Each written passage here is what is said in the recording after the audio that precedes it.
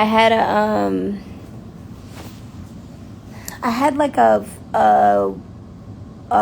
coconut rum and like half of that.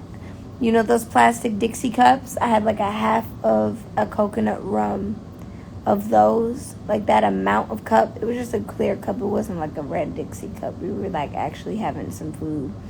And then I had a yum Aperol spritz, but it had gin in it. I didn't make it myself. I was at a restaurant